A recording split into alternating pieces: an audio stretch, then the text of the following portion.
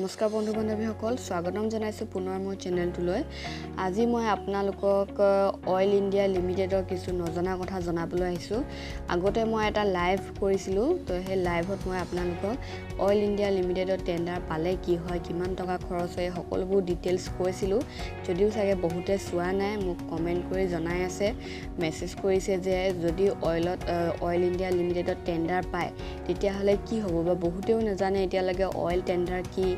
কিমান টকা খৰচ হয় চাকৰি যদি টেন্ডাৰটো পায় তেতিয়া চাকৰি পোৱাৰ ক্ষেত্ৰত কিবা অসুবিধা হয় নেকি কাৰণ বহুত এটা কথা যে প্ৰচাৰিত হৈ আছে যদি অইলত টেন্ডাৰ পায় তেতিয়া হলে চৰকাৰী চাকৰি বা অইলত চাকৰি নাপায় তো এইটো কথা সঁচা হয় নেকি নে এনে উৰা বাতৰি তো সকলোখিনি ডিটেইলছ মই আপোনালোকক আজি ষ্টেপ বাই ষ্টেপ দিম তো মই যেটো প্ৰথমতে থাম্বনেল লিখা আছে ইয়াত ওপৰত চাওক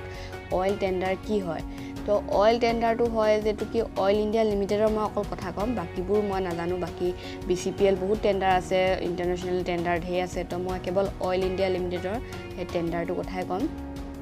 তো অইল ইণ্ডিয়া লিমিটেডৰ যেটো টেন্ডাৰ এটো হৈছে যে টেন্ডাৰ মানে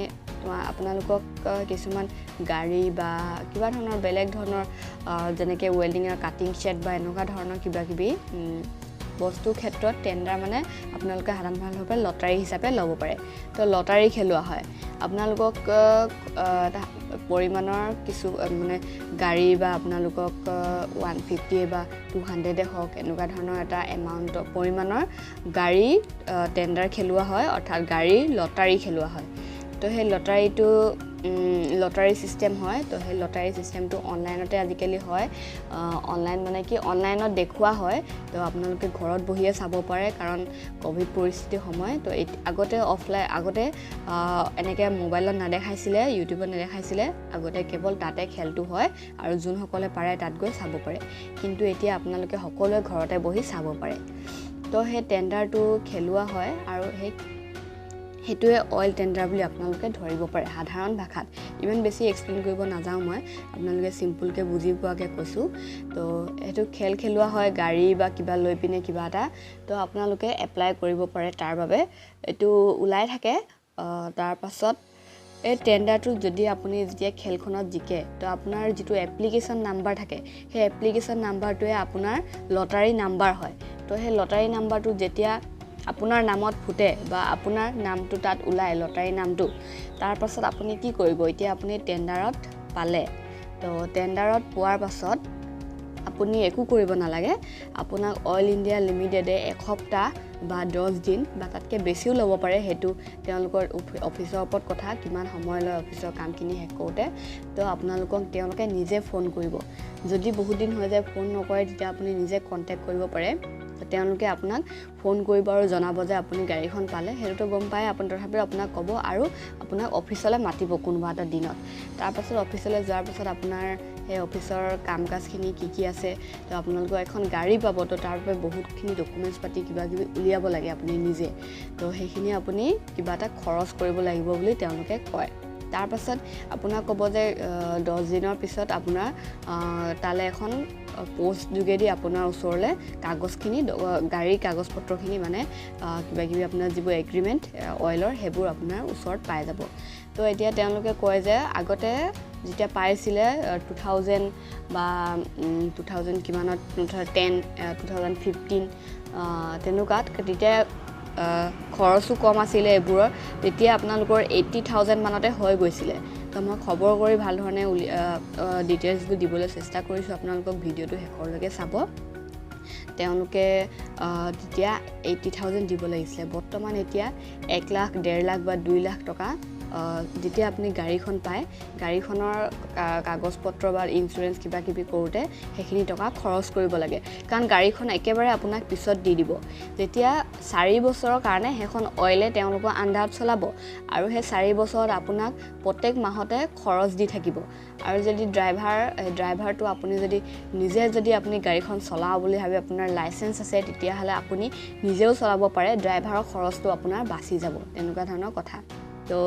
সেই আপোনালোকক এটা নিৰ্দিষ্ট পৰিমাণৰ খৰচ দিয়ে সেই খৰচটোৰ পৰা আপোনালোকে তেলৰ খৰচ বা ড্ৰাইভাৰৰ খৰচটো দিব লাগে নহ'লে তেওঁলোকে দি দিয়ে কিন্তু আপোনাক মাহত কিবা এটা দিয়ে দৰমহা নিচিনা তো আপুনি মাহে মাহে সেই পইচাটো পাই থাকিব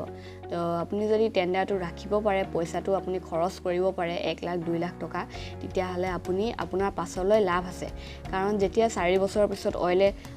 যিখন গাড়ীখন উলিয়াই দিয়ে আপোনাক লগতে গাড়ীখন একেবাৰে দি দিয়ে আপোনাৰ আৰু লগতে যিমানখিনি আপুনি খৰচ কৰিছিলে সেই পইচাখিনিও আপোনাক পাছত ভৰাই দিয়ে অৰ্থাৎ ৰিফাণ্ডেবল হয় তো আপুনি সেই পইচাখিনি পাছত পাই যাব তো সিমানখিনি খৰচ হয় তাৰ পাছত এতিয়া মই আপোনালোকক ক'ম যে চাকৰিৰ ক্ষেত্ৰত কিবা অসুবিধা হয় নেকি তো অইল টেণ্ডাৰ যেতিয়া পোৱা সেই 4 বছৰ বা 5 বছৰৰ কাৰণে আপোনাক দিব সেইটো সময়ত আপুনি অইল ইণ্ডিয়া লিমিটেডৰ কোনো ধৰণৰ চাকৰি এপ্লাই কৰিব নোৱাৰিব বা পালেও আপোনাক যদি আপুনি পায়ো তেতিয়াহ'লে আপোনাক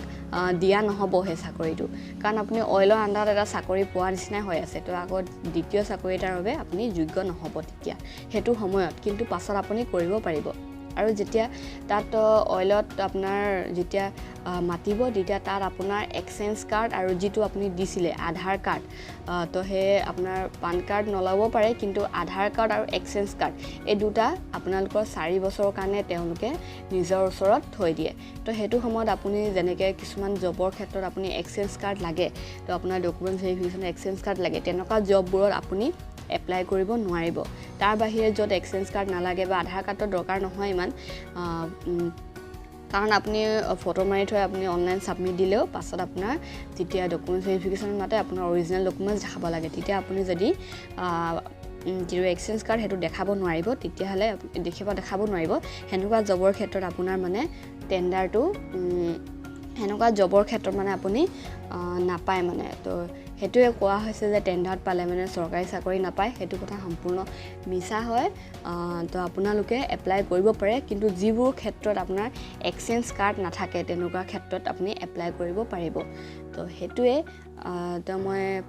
আশা কৰোঁ আপোনালোকে এই ইনফৰমেশ্যনখিনি ভাল পালে আৰু যদি কিবা আপোনালোকৰ নজনা কথা আছে আপোনালোকে মোক কমেণ্ট বক্সত কমেণ্ট কৰি জনাব নহ'লে মোৰ হোৱাটছএপ নাম্বাৰ ডেছক্ৰিপশ্যনত আছে আপুনি কেৱল মোক হোৱাটছএপত মেছেজে কৰিব ফোন নকৰিব হোৱাটছএপত যিখিনি নজনা কথা আছে আপুনি মোক মেছেজ কৰিব পাৰে তো